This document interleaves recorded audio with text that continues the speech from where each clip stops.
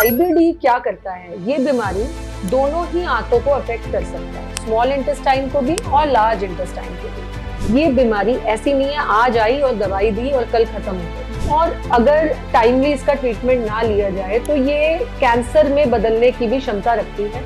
इसके पीछे का क्या कारण है? क्या वो हमारा लाइफस्टाइल है, क्या वो हमारा डाइट है जिसकी वजह से आईबीडी जो इशू है वो जनरेट होता है? राइट, मेरी नज़र में और जो रिसर्च कहती है इसके कुछ कारण हैं। बड़ी तेजी से हम लोगों का लाइफस्टाइल जो चेंज हुआ है, जो सिंपल खाने से हम प्रोसेस्ड फूड की तरफ मूव करते जा रहे हैं। तो ये प्रोसेस्ड फूड, फाइबर का ना होना, प्रोसेस्ड ग्रेन्स, बहुत ज़्यादा मसालेदार खाना, प्रेजर्वेटिव्स और इतने आर्टिफिशियल इंग्रेडिएंट्स हमारे फूड में है, तो बदलती हुई डाइट डेफिनेटली इसका एक रीज़न है। समटाइम्स पीपल और जो पेशेंट होता है वो कंफ्यूजन उसको इस बीच में होती है कि क्या मैं अल्टरनेटिव मेडिसिन की तरफ जाऊं या फिर मैं दूसरी जो थेरेपीज हैं या मेडिसिन है उनकी तरफ जाऊं। व्हाट डू यू सजेस्ट कि अल्टरनेट अगर वो जाता है तो उसे क्या इम्पैक्ट पड़ेगा? तो बहुत ही अर्ली स्टेज है तो आयुर्वेद या अल्टरनेट मेडिसिन का शायद कुछ रोल रहेगा, लेकिन अगर इस बीमारी ने एक बार छाले बना दिए, आंतों में जाके इसने घर कर लिया, तो फिर मुझे लगता है कि आपको एक प्रॉपर एलोपैथिक मेडिकल अटेंशन की ही जरूरत है। अगर किसी को अभी रिसेंटली में ही आईबीडी डायग्नोस हुआ है तो सबसे पहला काम क्या करना चाहिए पेशेंट को? Right, first IBD episode is very very crucial. It's the most important event in the course of the disease. First episode पे आपको स्पेशलिस्ट के पास जाना चाहिए जहां आप एक फुल लेंथ कोलोनोस्कोपी कराते हैं। That is very important. Full length colonoscopy से हमें बीमारी का स्वभाव पता चलता है, उसने कितनी आंतों पे अटैक किया हुआ है वो समझ में आता है। और आईबीडी भी दो तरीके की होती है, एक बड़ी आंत की आईबीडी जिसे अल्सरेटिव कोलाइटिस बोलते हैं, एक क्रोन्स डिजीज नाम की बीमारी है जिसमें बड़ी और छोटी दोनों इन्वॉल्व होती है। तो कौन से टाइप की आईबीडी है ये जानना भी बेहद जरूरी है, क्योंकि ट्रीटमेंट ऑप्शन जो है इसके टाइप्स पे भी डिपेंड करती है। तो एक full length colonoscopy at your first event is very very important. नमस्कार, आप सभी का स्वागत है नेशनल खबर में। आज का मुख्य जो विषय है, मेन जो टॉपिक है वो है आईबीडी, जिसे आप आमतौर पर इन्फ्लेमेटरी बाउल डिजीज के नाम से जानते हैं। ये क्रॉनिक डिजीज होती है जिसमें आपको पेट से जुड़ी हुई दिक्कतें देखने के लिए मिलती हैं। और हमारे देश में चूंकि हमारा लाइफस्टाइल इस तरीके से बदल रहा है, स्ट्रेस है, स्मोकिंग है, अल्कोहल, हमारा पूरा लाइफस्टाइल बदल चुका है। इसकी वजह से ये समस्या और भी तेजी से बढ़ रही है। लेकिन इसका सोल्यूशन जानने के लिए अभी हम यहाँ दिल्ली में मौजूद हैं और मेरे साथ मौजूद हैं जानी मानी हमारी गेस्ट डॉक्टर अंकिता गुप्ता जी, जो कि एमबीबीएस हैं, एमडी हैं और इस खास टॉपिक पर चर्चा करने के लिए हमारे साथ मौजूद हैं। बहुत बहुत स्वागत है आपका अंकिता जी। और सबसे पहले जैसे मैंने एक छोटा सा ओवरव्यू तो दिया कि ये एक चूंकि लाइफस्टाइल बदल रही है तो उसकी वजह से ये समस्याएं और भी तेजी से बढ़ रही है और क्रॉनिक इश्यूज है। लेकिन इसको मैं थोड़ा सा डीपली जानना चाहूंगी कि ये प्रॉब्लम है क्या, क्यों बढ़ती है और किन किन कारणों की वजह से हो रही है? राइट, सबसे पहले तो आप सबको मेरा नमस्कार। मैं डॉक्टर अंकिता गुप्ता, एक गैस्ट्रोएंटरोलॉजिस्ट हूँ, पेट और लिवर की स्पेशलिस्ट हूँ और दिल्ली में प्रैक्टिस करती हूँ। आज आई गॉट एन अपॉर्चुनिटी, एक मौका मिला आप सब लोगों से कनेक्ट होने के लिए। सो आज जो टॉपिक डिस्कशन के लिए हमारे पास है उसका नाम है इन्फ्लेमेटरी बाउल डिजीज। आईबीडी इसका शॉर्ट फॉर्म होता है। अब इन्फ्लेमेटरी बाउल डिजीज क्या चीज है? इन्फ्लेमेटरी बाउल डिजीज एक आंतों की बीमारी है।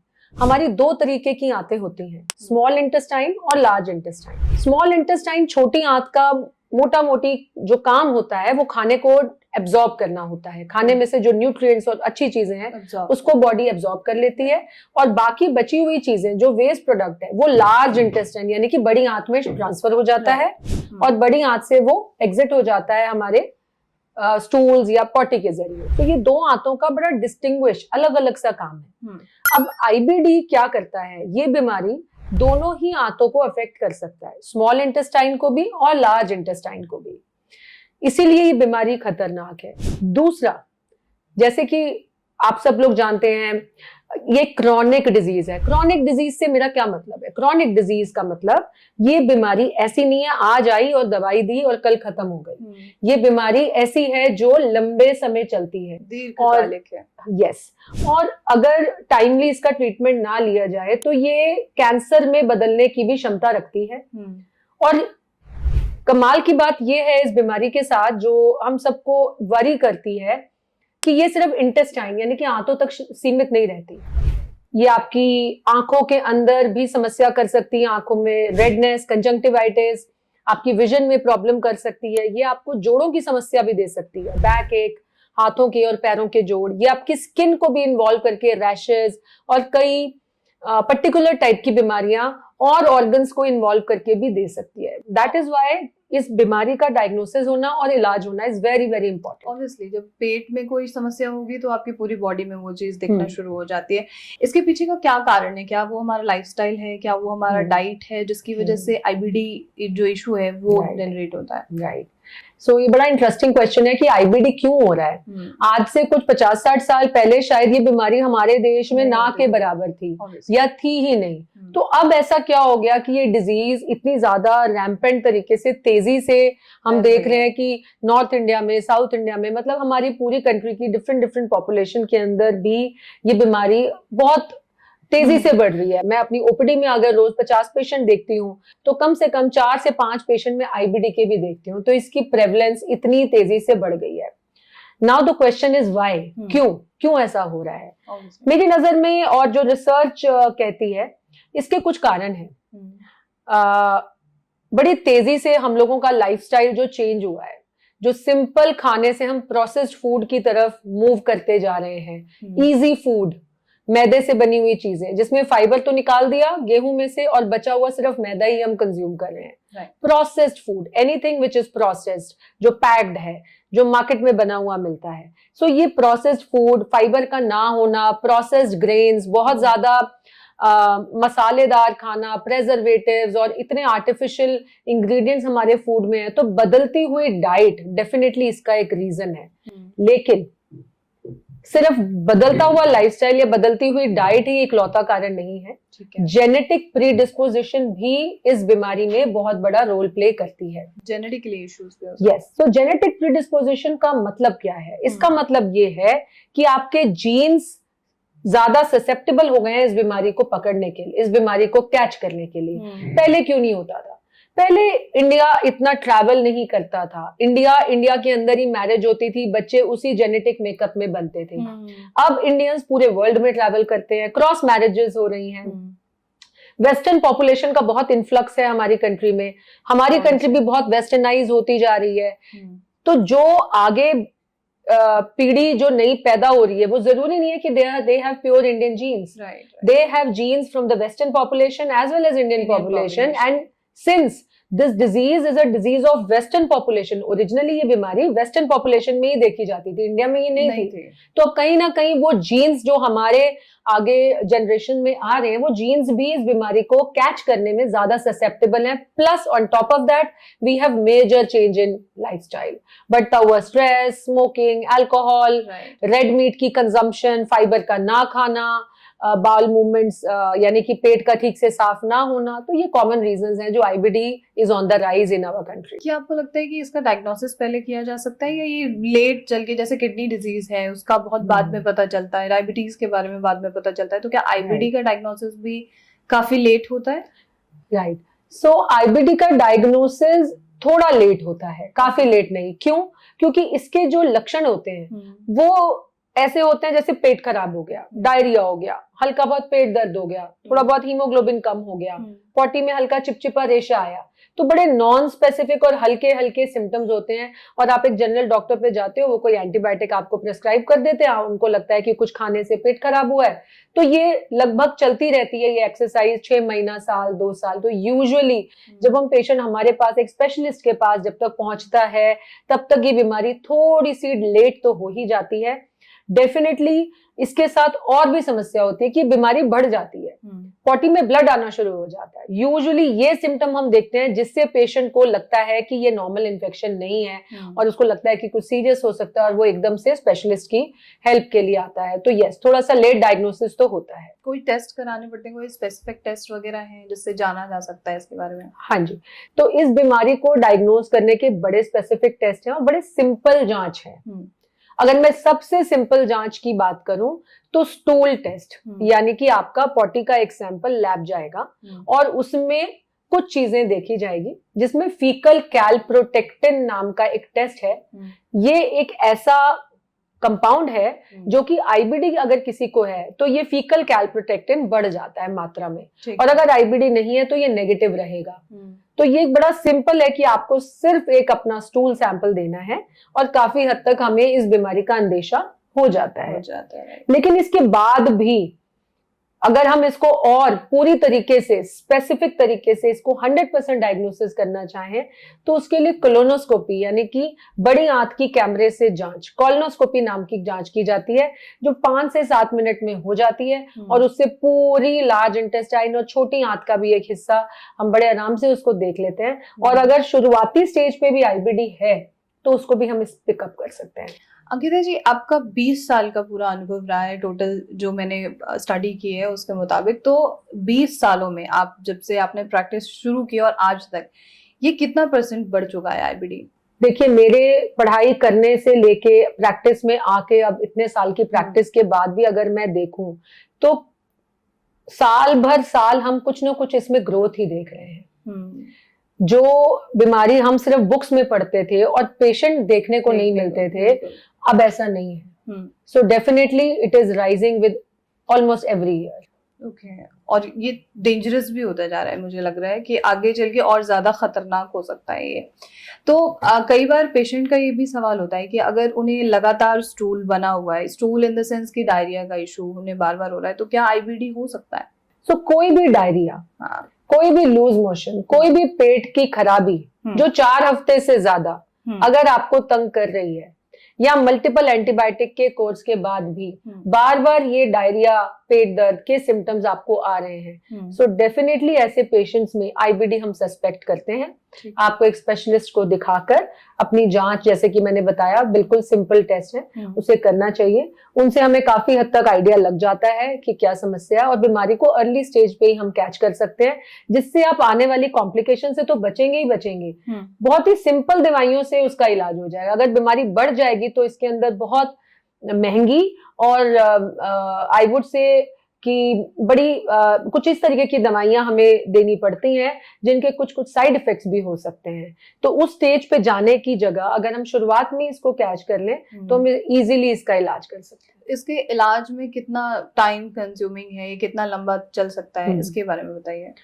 देखिए, बड़ी जाहिर सी बात है कि जितना बीमारी जल्दी हम कैच करेंगे, इलाज भी उतना आसान होगा, उतना कम ड्यूरेशन के लिए होगा और तकलीफ उतनी कम रहेगी। जितना हम लेट डायग्नोसिस बनाएंगे और बहुत लेट मेडिकल अटेंशन लेंगे तो उसके अंदर दवाइयां कभी कभी लाइफ लॉन्ग भी चलती हैं, और कभी कभी 6 महीने, साल के अंदर भी बीमारी काफी हद तक कंट्रोल हो जाती है कि उसके बाद सिर्फ पेशेंट को अपना लाइफस्टाइल और अपनी छोटी छोटी चीजों पे नजर रखनी है। तो उसके साथ भी बहुत पेशेंट हमारे पास फॉलो अप पे भी हैं ऐसे जिनकी दवाई बंद हो गई है, जिनको आगे दवाई की जरूरत नहीं पड़ रही है, और पिछले 5 साल 7 साल से भी बिना मेडिसिन के सिर्फ रेगुलर फॉलो अप्स में वो हैं और अपना निरंतर ध्यान रख रहे हैं, अपने खाने पीने का, अपने सोने उठने का, अपने लाइफस्टाइल का, और अपने सिम्टम्स भी बहुत रेगुलरली मॉनिटर करते हैं। तो इलाज संभव है, and early treatment is what is the most important. Sometimes people, और जो पेशेंट होता है वो कंफ्यूजन उसको इस बीच में होती है कि क्या मैं अल्टरनेटिव मेडिसिन की तरफ जाऊं या फिर मैं दूसरी जो थेरेपीज हैं या मेडिसिन है उनकी तरफ जाऊं। व्हाट डू यू सजेस्ट कि अल्टरनेट अगर वो जाता है तो उसे क्या इम्पैक्ट पड़ेगा? देखिए, ऑल्टरनेट मेडिसिन जैसे कि आयुर्वेदिक, होम्योपैथी या और किसी तरीके की मेडिसिन की जो प्रैक्टिस करी जाती है, उनके बारे में मैं अपना विचार ये रखूंगी कि अगर ये बीमारी बहुत ही अर्ली स्टेज पे है, बहुत ही अर्ली और बहुत ही माइल्ड स्टेज पे है, तो मे बी इसको कुछ आयुर्वेदिक फाइबर या कुछ अच्छा प्रोबायोटिक टाइप का कोई केमिकल जो आयुर्वेद में बनता है, जाहिर है मेरी फील्ड आयुर्वेद नहीं है तो उसके बारे में डिटेल में तो नहीं बता पाऊंगी, लेकिन हाँ, अगर बहुत ही अर्ली स्टेज है तो आयुर्वेद या ऑल्टरनेट मेडिसिन का शायद कुछ रोल रहेगा। लेकिन अगर इस बीमारी ने एक बार छाले बना दिए, आंतों में जाके इसने घर कर लिया, तो फिर मुझे लगता है कि आपको एक प्रॉपर एलोपैथिक मेडिकल अटेंशन की ही जरूरत है, क्योंकि जैसे मैंने शुरुआत में ही आपको बताया कि इसमें कैंसर के होने के चांसेस भी एवरी ईयर इंक्रीज होते रहते हैं। सो इस टाइप की अगर डेडली कोई डिजीज है तो मैं कहूंगी उसमें चांस नहीं लेना चाहिए, और एक मेडिकल अटेंशन लेके जो साइंस ने पिछले 20-25 सालों में इतनी रिसर्च करके इतनी बेहतरीन मेडिकेशंस बनाई हैं, इतना लाखों पेशेंट्स पे जो रिसर्च हुआ है और जिसपे हम देख रहे हैं डे टू डे लाइफ में कि पेशेंट्स को कितनी बेनिफिट हुआ है, तो आई थिंक उसका फायदा लें ट्रीटमेंट का, और स्पेशलिस्ट डॉक्टर को दिखाएं जो गंभीर रूप से आईबीडी को ट्रीट करने में एक्सपर्ट है। Right. So this is my take. अगर मतलब बहुत लंबे समय से कोई भी पेशेंट ऑब्वियसली मेडिसिन ले रहा है, उसको साइड इफेक्ट्स भी दिख रहे हैं, तो क्या उसके पास सर्जरी ही एकमात्र ऑप्शन और बचता है? राइट। तो जहां तक आईबीडी की बात है, इसमें सर्जरी की जरूरत कुछ ही केसेस में पड़ती है। आज से 10-12 साल पहले मैं ये कहूंगी कि हाँ, सर्जरी की जरूरत ज्यादा पड़ती थी, क्योंकि हमारे पास मेडिकेशंस बड़ी लिमिटेड थी, और जो थी भी तो उनके बहुत भयंकर साइड इफेक्ट्स थे, जैसे कि स्टीरॉइड्स। इसमें स्टीरॉइड्स का बहुत इस्तेमाल होता था। लेकिन पिछले 10 साल में एक पूरा शिफ्ट मेडिकल रिसर्च ने इसके ट्रीटमेंट में कर दिया है कि अब सर्जरी की जरूरत, अगर 100 पेशेंट आईबीडी के हैं, 1 या 2 पेशेंट को ही सर्जरी की आवश्यकता पड़ती है, कि जिसे हम दवाई से कंट्रोल ना कर पाए, या दवाई के कंट्रोल कर रहे हैं तो साइड इफेक्ट्स इतने खतरनाक हो रहे हैं कि उसकी जगह हमें ऑपरेशन कराना एक बेटर ऑप्शन लगता है। तो अदरवाइज सर्जरी की रिक्वायरमेंट अगर आईबीडी सही डॉक्टर के हाथों में और टाइमली इलाज से आप अपना फॉलो अप रखते हैं, तो मुझे नहीं लगता कि सर्जरी की आवश्यकताएं बहुत ज्यादा पड़ती है। Doctor Ankita, what do you think उन फीमेल्स के बारे में जो कंसीव करना चाहती हैं और उन्हें आईबीडी का इशू है, क्या वो कंसीव कर सकती हैं मेडिसिन लेते हुए? करेक्ट। ये बहुत एक इम्पोर्टेंट क्वेश्चन है, बिकॉज ये डिजीज जितनी की आदमियों में कॉमन है, विमेन में भी उतनी ही कॉमन है। एंड विमेन में भी हम देखते हैं कि ये बीमारी 20 to 40 ईयर्स की विमेन में ज्यादा हम देखते हैं, and that is the reproductive age. उसमें शादी हो रही है, बच्चा प्लानिंग हो रहा है, तो this question is very very important. So now इस क्वेश्चन के 2 पहलू हैं। पहला पहलू, तो क्या ऐसी बीमारी के साथ किसी फीमेल पेशेंट को हम एडवाइस करेंगे कि वो कंसीव करे? ऐसा तो नहीं है इस बीमारी से बच्चे पे कोई साइड इफेक्ट पड़े, राइट? तो इसका आंसर ये है कि बच्चे में तो कोई साइड इफेक्ट नहीं होता, लेकिन प्रेगनेंसी बहुत ध्यान से करनी पड़ती है, क्योंकि ये जो डिजीज है ये प्रेगनेंसी के दौरान अगर बढ़ गई तो हमें जो दवाइयां देनी पड़ेंगी उसको कंट्रोल करने के लिए, उससे प्रेगनेंसी कंटिन्यू करने में दिक्कत आ सकती है। नंबर 2, इस डिजीज के साथ एक जो प्रॉब्लम है वो ये है कि ये छोटी आंतों की बीमारी है, और छोटी आंत की बीमारी के साथ साथ ये आपके फर्टिलिटी के चांसेस को भी थोड़ा कम करती है। तो इस टाइप की फीमेल्स में कंसेप्शन में भी इनिशियली थोड़ी दिक्कत महसूस हो सकती है। जो दूसरा पहलू है वो ये है कि अगर पेशेंट का ट्रीटमेंट चल रहा है तो क्या उसे कंसीव कर लेना चाहिए? तो जब भी कोई रिप्रोडक्टिव एज फीमेल का ट्रीटमेंट आईबीडी का चल रहा है एंड उसको लगता है कि अब उसे कंसेप्शन करने का प्लान बना रहे हैं, तो ऐसे केस में अपने डॉक्टर से मिलें।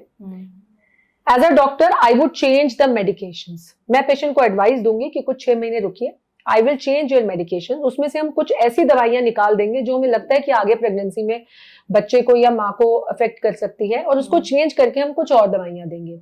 और अगर हमें लगता है कि बीमारी अभी कंट्रोल नहीं है तो वी एडवाइज द पेशेंट कि कुछ समय रुकिए, पहले बीमारी को हम कंट्रोल करते हैं। कंट्रोल करने के बाद 3 से 6 महीने के बाद दवाइयां जब हम कम या टेपर कर देंगे तब आप अपना कंसेप्शन का प्लान बनाएं। क्या ऐसे भी चांसेस होते हैं कि अगर मदर को आईबीडी का इशू है तो वो बच्चे में भी आ सकता है आगे चल के? हाँ, ऐसा चांस है, पर बहुत ही कम, 1 in 10,000, नॉट मच।